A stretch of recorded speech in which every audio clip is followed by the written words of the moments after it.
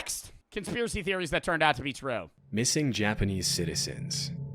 One night in June 1978, a 22-year-old single mother of 2 kids named... Already lost. Gotta rewind. I zoned out.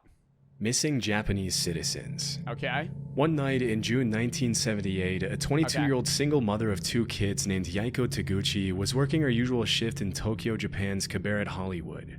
After finishing her shift right at around midnight, Yaiko left the cabaret through the front door and was never seen again. At first, nobody thought that anything serious had happened to Yaiko.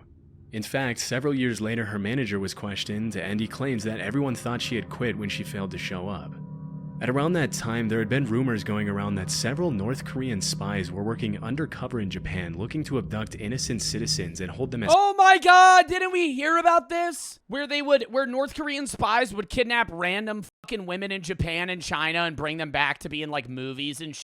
With what, who's Kim Jong Un's dad? Kim Jong Il or Kim Il-sung? I don't know which one, but that guy, he did that. And he would bring people over. Kim Il-sung. And he used to like kidnap people and then make them perform in movies. However, this was seen by the Japanese government as nothing more than a conspiracy. Bro, imagine getting kidnapped by North Korea. You just leave your regular 9-to-5 waitressing job. You walk outside and you get fucking kidnapped and shipped to North Korea. And you wake up after they chloroform you and you're standing in front of fucking Kim Jong-il. And he's like, do you want to be in my movie? It's like Godzilla, but it's a little different. Sadly, the missing case of Yaiko went cold, and it wasn't until almost a decade later that a clue to her whereabouts emerged following a disturbing chain of events. No way somebody just said, rest in peace, Kim Jong-il. That motherfucker was a dictator. In November 1987, as South Korea was preparing to host the Olympics in the capital city of Seoul, a Korean Airlines plane blew up in mid-air as it was flying over the Andaman Sea, taking the lives of 115 innocent people. During the investigation, it was revealed that 2 North Korean agents acting under direct orders from the North Korean— Yo, do you think there's like an official in North Korea that's seen me making fun of Kim Jong-un? I feel like there has to be, dude. Like some dude just sitting in a basement that's like goes over like all social media shit having to do with like North Korea, and they like see one of my YouTube videos where I'm just like making fun of Kim Jong-un. I don't think they care. They sent death threats to Seth Rogen and them when they made fun of Kim Jong-un and said that they can't release that movie. Yo, did you guys know Kim Jong-un invented the hamburger? The Korean government had planted a bomb in— And he doesn't poop. —an overhead storage compartment before getting off at the first layover in Abu Dhabi. As the authorities were closing in on the 2 suspects, one of them took his life with a cyanide-laced cigarette, but the South Korean government was able to arrest the other agent responsible for the attack. During her interrogation, it was revealed that she had been training for that mission for 6 years. Wow, dude. And the other guy killed himself with a fucking cigarette? And that for 3 of them, she had been paired with Yaiko Taguchi, who had taught her how to speak and act like a Japanese woman so she could fly under the radar. As it was later revealed, Yaiko wasn't the only woman who had been kidnapped by the North Korean government.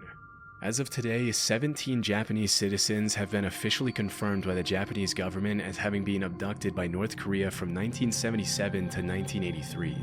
Bitch, I'm going to get them the fuck back. Like, I'm so dead ass. I'm going to get them the fuck back. If I'm the leader of Japan, yo, I'm literally ringing up North Korea, and I'm like, I will fucking level your ass if you don't fucking give them back. I swear to God. Like, I would be like, dude, Kim Jong-un, I got a fucking dart right at your head right now. Disturbingly, a lot of them were shamelessly kidnapped in the middle of the day and thrown on a boat to North Korea. You might think that the victims were involved in something shady that put them on the North Korean government's radar, but the investigations actually suggest that most of them were average citizens who just happened to be at the wrong place at the wrong time. Literally. How do they determine who they're going to kidnap, though? You're just having like a nice day, getting lunch at a Burger King, and you hear this.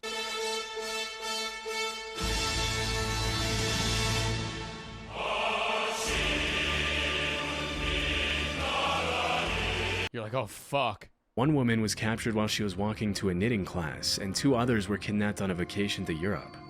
Another one, a 13-year-old girl, was taken as she was walking back home from school. Some of these victims were kidnapped for identity theft purposes, while others, like Yaiko, were forcefully brought to North Korea to teach the Japanese language and culture to North Korean spies. After the kidnappings were confirmed beyond the shadow of a doubt, they are hammered. The North Korean government had no choice but to come forward and apologize, but they claimed that only 5 of the 17 kidnapping victims were still alive. Over the next few— What? So they go, oh, sorry. Sorry we kidnapped 17 of your people. By the way, 12 of them died. Years, the North Korean government would send what they would claim to be the cremated remains of some of the deceased victims back to Japan. However, as DNA testing would quickly reveal, pretty much all of the remains were fake, leading the Japanese just like fucking dead dogs and shit. Government to believe that many more of the kidnapping victims. Like, I always wonder that. Like, I got my other dog cremated, and you know for a fact that when you get that shit back, it's literally just not your dog. Like, part of that ash is other animals. When you get cremation remains, you have no idea whether or not that's actually what you got cremated. Whether or not it's your dog, your family member, whatever.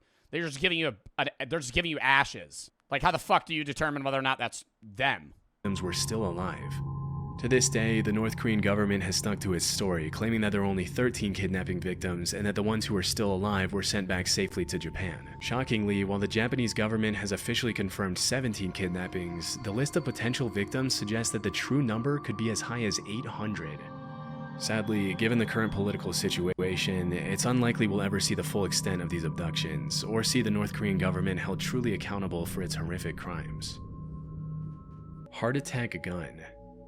Back in the 70s, a journalist named Seymour Hersh published— Yeah, this is some CIA shit. They fucking shoot you with a little mini prick, and then it makes you go into cardiac arrest. An article in the New York Times in which he accused the CIA of several assassination attempts on both foreign and American politicians who they considered to be anti-war dissidents. Due to these allegations, the US Senate put the CIA under investigation for alleged covert action abuses, which resulted in the release of 14 reports on major abuses committed by the CIA, FBI, and NSA. The majority of the reports included accusations of crimes such as opening and resealing US citizens' private mail for several years and illegally surveilling Black Power activists. Although these— Damn, dude, you think the CIA ever fucking looked at your mail, chat? These claims are obviously pretty serious. They paled in comparison to one particular accusation, or conspiracy theory, which alleged that the CIA had developed a pistol that could fire a poison dart over 300 feet, take a person's life, and leave absolutely no trace as to the cause of death. As it was later revealed, this theory turned out to be true. Yo, that's actually badass, though. I mean, that's like fucked up, but that's insane that they invented that. That's like straight out of the movies, dude. Like 007 shit. And the development of the poison dart gun was just one part of the program called MK Naomi, through which the CIA had sought to develop weapons for biological warfare. In 1975, William Colby, the CIA director at the time, had to testify in front of the committee that was investigating the agency. During questioning, he claimed that the CIA had developed a host of biological weapons as part of a plan to eliminate German leaders during World War II, but that their research had continued until well after the war. He also mentioned that the poison dart gun was almost completely silent on account of the battery that was housed inside the handle, and that it had been specifically designed for the target to feel nothing more than a mosquito bite when the dart struck. Interesting. Yo, it is also wild the CIA came out and said they've tried to rig foreign elections. Like one of the previous heads of the CIA, or it was the CIA or the FBI, that like went on the news and they were like, yeah, we've meddled in some foreign elections. Yeah, you know, some people might have not been in office if we weren't there. The agency had used a specific shellfish toxin to make it impossible for anyone to know what the cause of death was, leading forensic pathologists to believe that the victim had suffered an inexplicable heart attack. It wouldn't help— The FBI is not international? That's what you think. Pathologists that the dart was designed to melt inside the body so that it only left a small red mark where it entered the victim. When asked if the heart attack gun, as it was nicknamed, was ever used on anyone, the director alleged that it had only been used for experiments and that there were no records of actual use. Cap! As part of the investigation, the CIA had to hand over the gun to the committee, and there are some pretty wild pictures of the committee members analyzing the gun as William Colby answers their questions about it. Normally you'd— He's accidentally holding it backwards and shoots himself. Expect to see something like the heart attack gun in a spy movie, and it's pretty wild to think that if they hadn't put it under investigation, they would have probably gotten away with using it for who knows what purposes. It's also pretty crazy to think that if that's the kind of stuff they were developing back in the 70s, imagine the kind of technology they have their hands on now. Yo, they got funny guns now. Yeah, they made that shit in the 70s. You don't even know what the fuck the CIA got now, bro. Oh my god. Yo, the CIA, yo, maybe the COVID vaccine was some random dart and they could probably just hit a button and you die. Maybe it did have that monkey blood in it, like crazy ass people were saying. But instead of that, it was a tracking dart from the CIA. No, I don't think they did that. That would be over the line. No, but the CIA definitely has some crazy shit they could use to kill people. Oh my God. Like, worse than that. Like something where it would be like they just like stick it to like something you own. And then it dissolves, and when you touch it, you die. Disturbingly, the hearing was the only time the heart attack gun was ever shown publicly, and to this day, it remains unclear what happened to it after the investigation. Rogue waves. Sailors often get a reputation for making up stuff they claim to have seen during their time out at sea, and because there's no one there to refute their claims, they sometimes get away with some pretty tall tales. Oh, what? Like, just, it's like a flat day and there's one fucking big-ass wave. For centuries, sailors all around the world had talked about seeing monster waves on the open sea that would allegedly reach over 100 feet in height. In 1826, a French captain claimed that he had seen a 108-foot tall wave in the Indian Ocean. Yeah, and he measured that? Where do you get your tape measure, buddy? Yeah, that was just an eyeball guess. Imagine, though, being in, like, the fucking 1700s in a wooden boat and, like, you're trying to circumnavigate the world. Like, how fucking scary that would be. In those scary-ass waters those shipping boats go through, but you're just in a wooden boat. Like, actually fucking terrifying. Even though he had 3 sailors with him who backed up his claims, when he came back to the mainland, he was publicly ridiculed. That would be fun as fuck. A 100-foot wave would crash on your body and you would instantly die. By the scientific that would not be fun. Community, as it was widely believed that it was impossible for a wave to be higher than 30 feet tall. For a long while after that, dozens of people continued to claim sightings of these monstrous waves in the middle of the ocean, but with no real evidence other than eyewitness testimonies, the existence of these waves fell into the urban legend or conspiracy theory category. In the 80s and early 90s, the Draupner platform was set up in the North Sea off the coast of Norway to extract natural gas. As part of the protocol that was carried out to see if the platform was stable enough to withstand the rough seas, a wave height recorder was installed on the platform. On New Year's Day in 1995, the sensor recorded an 84-foot tall wave, which served as the first real piece of evidence for the existence of rogue waves. After this incident, a lot of people started wondering how many of the sailors from previous centuries had been telling the truth. What's more disturbing than that is that there were probably hundreds of disappeared sailors from all around the world who had come across— Yeah, that got fucking clapped. That got fucking clapped. They're like, oh, it's just kind of a stormy day. And they can't even see the top of the wave, and that bitch just kills them. A rogue literally just crumples their boat. Wave, also known as a monster wave or a freak wave. But because most people who encountered 100-foot tall rogue waves generally didn't live to tell the tale, their testimony went down into the depths of the ocean with them. Since the Draupner wave of 1995, there's been a growing interest in rogue waves brewing in the scientific community. A few years ago, a professor at the Australian National University had estimated that at any given moment, there are 10 rogue waves active in the world's oceans. As of today, a rogue wave is usually defined as a wave that is twice as large as the largest waves that come up in a particular area. And while the root cause of rogue waves continues to be investigated, it's generally accepted that these monster waves— Where in the ocean is this? Where is this? Right? I see these videos on TikTok and shit of like these fucking shipping boats. Where the fuck? The North Sea? The ocean. Yeah, no shit in the ocean. I'm saying, like, does this just rant? Like, are there cruise ships that have to go through this shit? Waves appear when 2 wave crests join— Like, this is fucking horrifying. Together at the exact right time, resulting in a massive wave that can sink even the largest ships and oil rigs. Interestingly, it's also been discovered that rogue waves can take place in large lakes. In 1975, a freighter named the SS Edmund Fitzgerald sank in Lake Superior under some pretty mysterious circumstances, with a lot of people in the scientific community coming up with all kinds of hypotheses to explain the incident. Damn, imagine your boat sinking in a lake, dude. It wasn't until several years later that the scientists started theorizing that the vessel could have fallen prey to a set of 3 consecutive killer rogue waves. A phenomenon referred to as the Three Sisters, in which the first wave destabilizes the ship, the second wave hits the ship's deck before it can stabilize again, and the third wave overloads the ship with more water than it can take on. If this were true, it could also provide an explanation for the mysterious sinking of other large ships in oceans around the world over the past few centuries, but this might be a bit more difficult to prove. Poisonous alcohol. In January 1920, the 18th Amendment to the U.S. Constitution Well, isn't alcohol just poison? was successfully ratified, Like, in part. triggering a 13-year Is this last vid? No. period known as Prohibition, during which the production, sale, and transportation of alcohol was made illegal. During this period, the government enforced some pretty strict measures to prevent bootlegging of alcohol, which made the alcohol black market flourish like crazy. It was pretty much a playground for the mafia, in which the government would raid one bar and another one would crop up in just a few days' time. While all of this was happening, there were some pretty messed up rumors floating around that the US government was taking extreme measures to make sure people weren't consuming alcohol. These included allegations that the government was intentionally poisoning alcohol to make people who consumed it sick.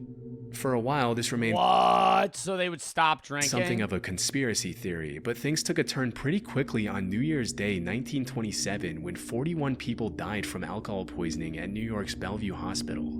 Disturbingly, the autopsies revealed that a lot of the victims had been drinking industrial methanol, otherwise known as wood alcohol, which can be fatal even at low doses. Wood It turns out that the alcohol? government had forced companies to denature industrial alcohol to make it undrinkable since 1906, which was far before Prohibition. But when the crackdown on alcohol started, the government ordered these companies to add quinine, methyl alcohol, and other toxic chemicals to discourage people from drinking it. Yo, did they have, like, crack back then? Like, when the Prohibition was going on, were there people that were, like doing heroin and shit? No. In the 1900s, in the early, 1906, you think there were people doing crack? When did crack become a thing? 1980s. That was the crack epidemic, though. What drugs did people in the late 1800s do? Victorian drugs. Cannabis was popular in teas and holistic remedies. People were getting high in the 1800s. Oh, no. But that shit was weak as fuck then. In like the 1970s, dude, people were still smoking fucking joints and shit that were like 2% THC. Mescaline was popular, which is a hallucinogen in cacti, a little less potent than LSD. Bro, I'm just saying, imagine how entertaining it would be to give somebody in like the early 1600s Britain just an acid tab, or just you know, they're like a coal miner. And then they're like done work, and you're like, hey, good job, man. Pat him on the back. Acid tab.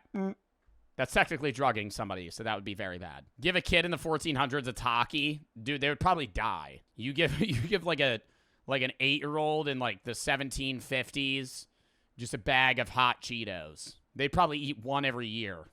They'd be praising that shit. I guess they forgot to factor in that the demand for alcohol at the time was absolutely insane. Give them the one chip challenge. Oh, that would be way more funny. Fuck the giving somebody in the 1800s an acid tab. They would think they're getting poisoned. Well, if you gave them an acid tab, they would probably think they're dying. But if you gave somebody in like the early 1800s just like the one chip challenge. I haven't eaten in 3 days. Oh, here's this. He just fucking eats it. Oh God. That would actually be torture, dude. That would be a war crime. And that black market dealers didn't care who lived or died from consuming their product. It wasn't until December 1933, 6 years after the Bellevue incident, that the federal government finally toned down their abstinence from alcohol policies. But by then, thousands of Americans had already been poisoned with contaminated alcohol. Gorillas. Nowadays, there's really nothing too shocking about seeing a gorilla in a zoo or on TV, but there was once a time when gorillas were considered to be in the same category as the chupacabra, the Jersey Devil, Bigfoot, and the Loch Ness Monster. People thought gorillas were fake? I was able to find that up until a couple of centuries ago, gorillas were considered cryptids, which are animals that are believed by some to exist somewhere in the wild, but whose existence has never been proved. Donkey Lady, Hogzilla, the Houston Batman. I'm Batman. I must protect Houston, Texas. With most of these creatures, alleged sightings often turn out to be there's an inch of snow. We must shut down the city for weeks. Hoaxes. But obviously in the case of gorillas, what were once just rumors turned out to be true. Western explorers wouldn't come across a gorilla until around the 1500s, when an English explorer named Andrew Battelle was captured by the Portuguese off the coast of West Africa. While he was held captive on the mainland, Battelle described these disturbing, giant, ape-like creatures that would occasionally prowl around his campfire, but because he had never seen a similar creature before, he described them more as monsters than as animals.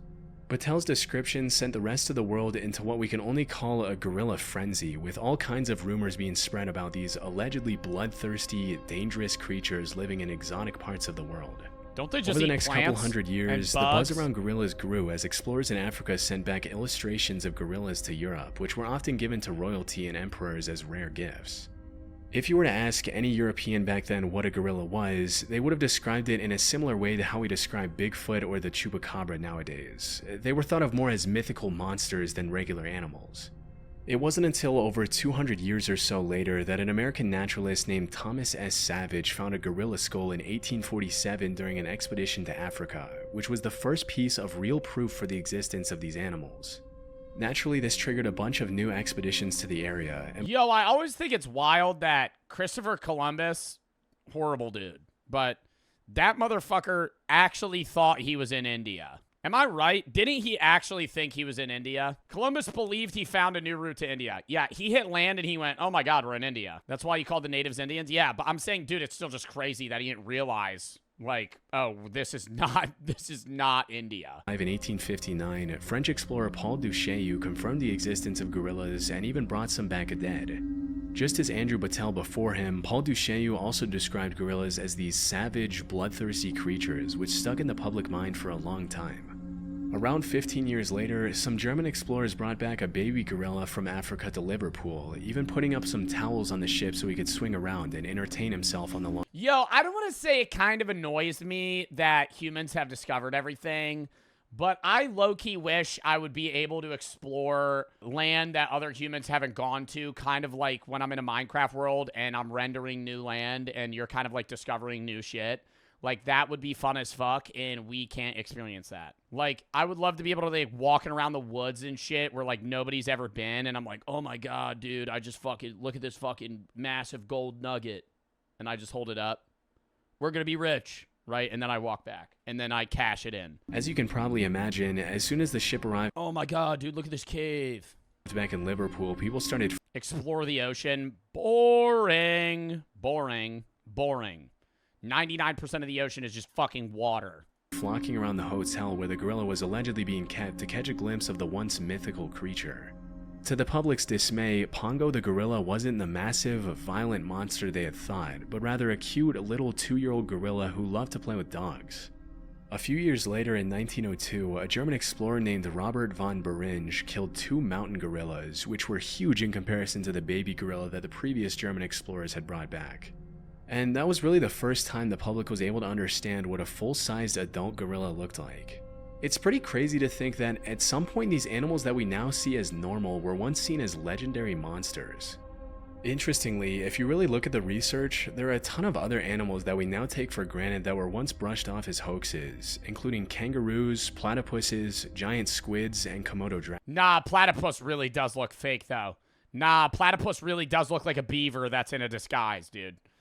I will still say that is the one animal that just does not look real. And they lay eggs. What the fuck? And they lay eggs? Like, this is not a real fucking animal, dude. What the fuck is this? It's like a mix between a duck and a bee. It looks like it's wearing a croc on its face. Like, it looks like I could take it off. Like, this is not a real animal, dude. And they're poisonous. What? Like, it's like evolution didn't know what to fucking do with it. So it became 8 things at once. Like, you're telling me that doesn't look like it's wearing a mask. You're telling me that doesn't look like it's wearing... It looks like... Dude, and you see the very obvious outline and then fur. Like, it looks like I could just grab it, pull, and then it would just be like a beaver. With so many of these myths turning out to be true, it really Komodo dragons are scary as fuck, too. Dude, they eat animals whole. makes you wonder how many animals are out there that we have no idea even exist. All right, WVid. I enjoyed that. Chat, I gotta piss, then we're locking in for the next fucking video.